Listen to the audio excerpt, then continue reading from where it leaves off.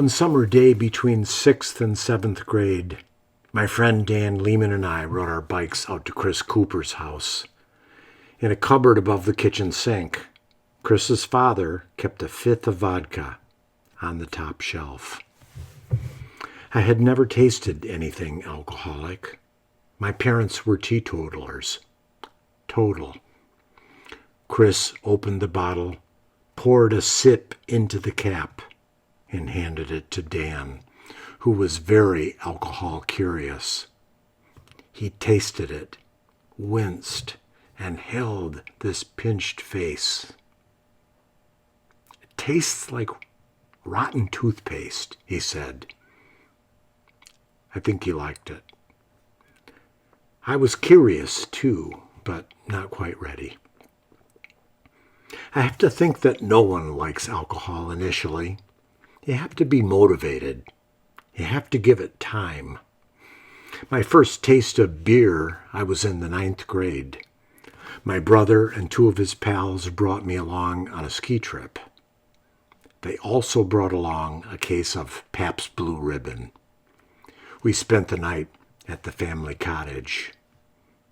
I had seen men with giant beer bellies lift long-necked bottles to their mouths and upend them.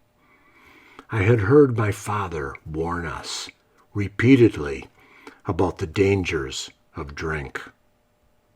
That night, the guys handed me my own long neck. I couldn't finish it. I couldn't finish one bottle of beer.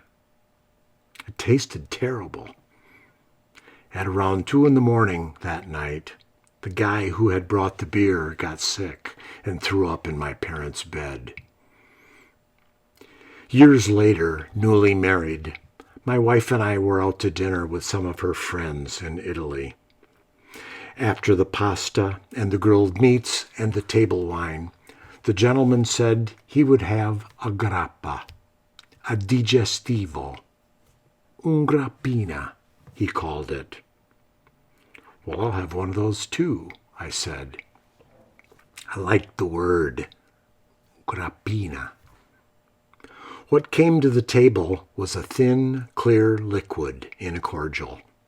It looked like and tasted like lighter fluid. I had never tasted anything so foul. But I persisted, and eventually, after a decade of tasting and trying, I learned to like it, but not a lot. Scientists think humans might have a natural inclination that we must be hardwired to drink alcohol. The desire to consume spirits is nearly universal across cultures. To explain this, there's the drunk monkey hypothesis. Thousands and thousands of years ago, when our ancestors climbed down from the trees, they prowled the jungles and the savannas, where, attracted by the scent of fruit dropped and fermenting on the ground, they gained both a blast of calories in the sugars and a buzz from the alcohol content. Robert Dudley, a science writer for the Atlantic Monthly, refers to the downwind vapor trail that we smell.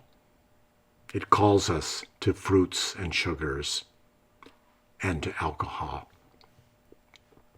I recall a scent like that, a moldy, yeasty vapor trail wafting from the dark interior of the log cabin, one of our hometown bars. And then again later, there was the vapor trail in the Village Idiot, a bar that Dan and I, along with a few other drunk monkeys, made our home in Breckenridge, Colorado, just out of high school. Drunk monkey theory. Ooh, ooh, ooh, ha, ha. Ooh.